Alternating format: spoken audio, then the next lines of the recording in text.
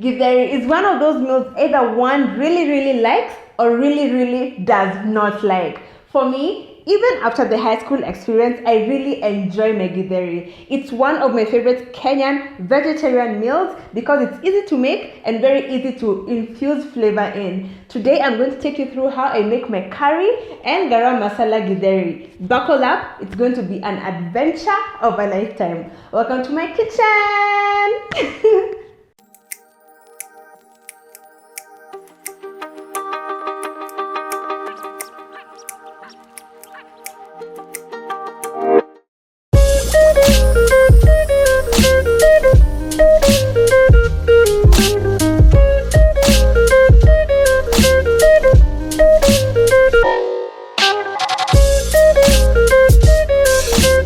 My pan already has some oil and some salt, so now I'm going to go in with my first ingredients, and for that I chose to use my green hoho, my red onion, and some dania stems.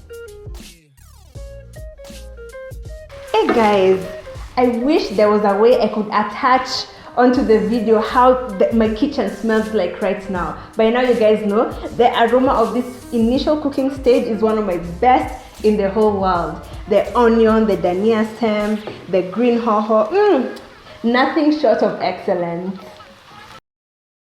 Instead of red onion, you can use green onion, or as we call it here in Kenya, street lingo, kitungu matawi. Every and any mama boga has kitungu matawi, them retailing at 5 bob a bunch.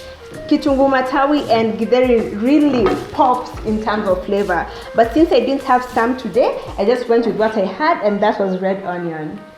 For extra flavor, I always include some dania stems in my cooking. The stems, to my dismay, they're usually discarded as part of trash.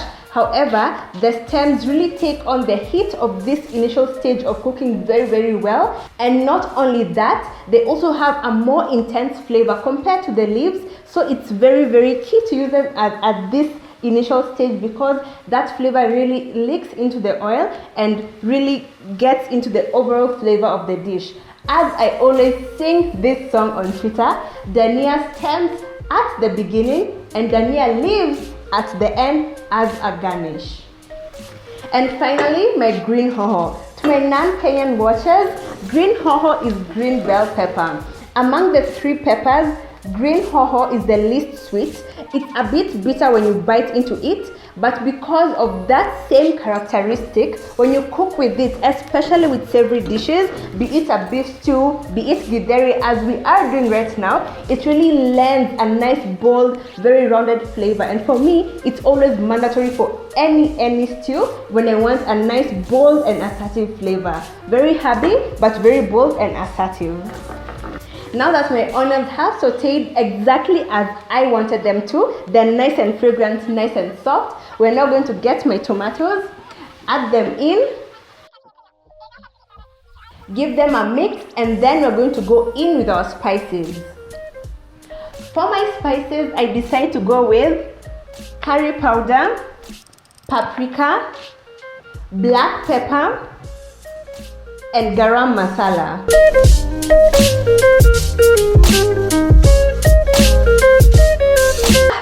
Layer after layer after layer of amazing aromas, and of course amazing flavors as well. And you guys know by now, to get a delicious meal at the end, what you need to do is to build your flavors. We already started with a nice herby base. We went to our tomatoes for nice sauciness. We added our spices for seasoning and flavor. Naitendelea tu hivyo.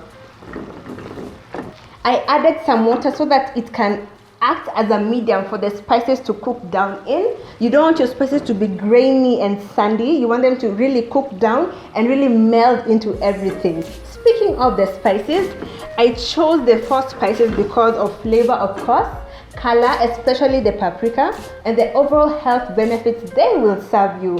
I will not speak on each individual spice, but in general, the 4 spices I have used in this dish will serve you with antioxidant properties, aiding in digestive health, anti-cancer properties. Like, it's so much, and if you look them up online, you will see for yourself. As we mentioned in the past, Musiogope spices, they come from plants and they are also good for you as they are delicious for you.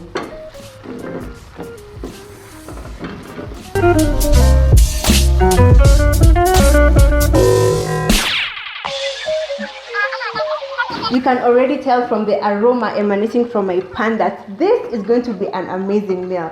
You guys know by now, for you to get something delicious at the end, it's all about building of flavors. We started with a nice, very full, heavy base. Now we added our tomatoes for nice sauciness, and then our spices for bold, assertive, and delicious flavor. Now we're going to go in with some potatoes. I feel like Githeri is not Githeri without potatoes, and I always like mine with potatoes. If I don't add potatoes, just know I was too lazy to peel some, but in my heart of hearts, Githeri lazima ikuwe na potatoes. I cut mine really small so that they cook very fast, and also so that you can have a spoonful of everything in one bite. Also, I add them at this stage because the maize and the beans are already pre-cooked, and if I add the potatoes raw and the beans are already cooked, I personally find that the beans tend to break down and become a bit mashed. So I add them so that they cook 3/4 way, and after that 3/4 way mark, I add the beans and the maize. So now we're going to add the potatoes. After the potatoes, we're going to add the beans together with the carrots. Carrots, the same thing. I cut them really small so that you have, what did I say? A spoonful of everything. Correct.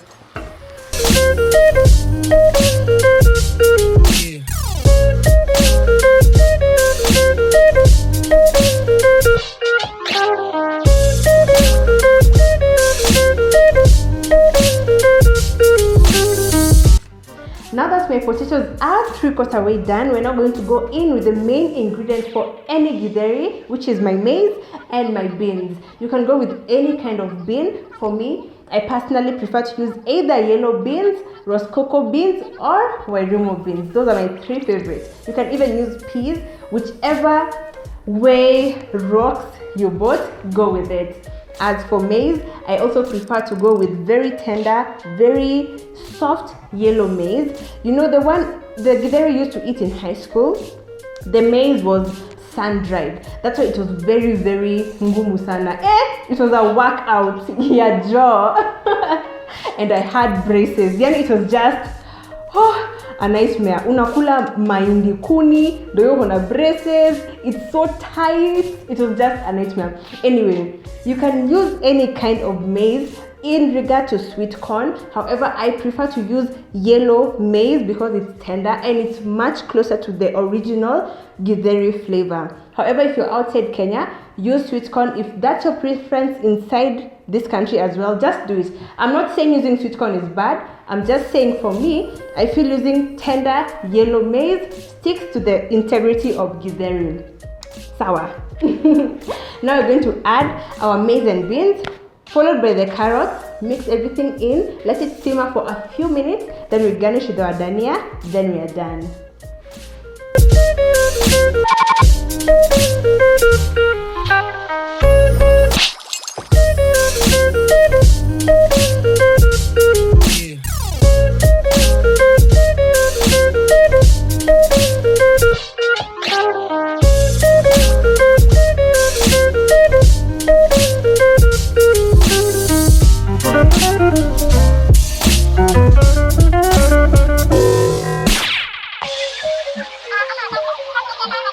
We are now done plating a nice healthy sprinkling of fresh dania and a healthy, enormous serving of fresh creamy avocado, because you guys know Githeri lazima iendanishe na avocado. It's a rule of life. It's even in the constitution. Now we're going to go in and taste because we have to approve the flavors. Sindio, let's go.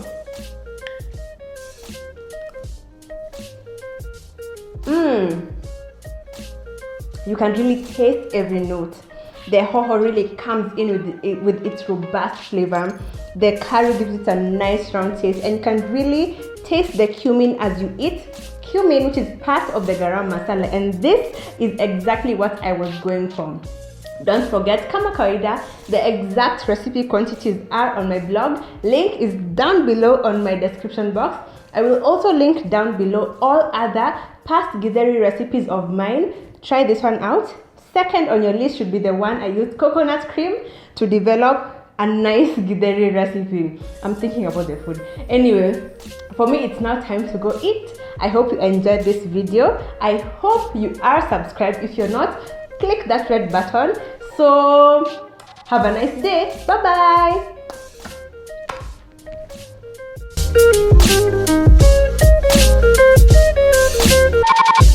1, 2, 3. Okay, we're serious. 1, 2, 3, go. You can already tell from the aroma. Oh, yes, that's what I want to say. I purchased. Your accent imetoka wapi? Tena kazi, tuendelee kufilm, tuendelee kufilm. Hey.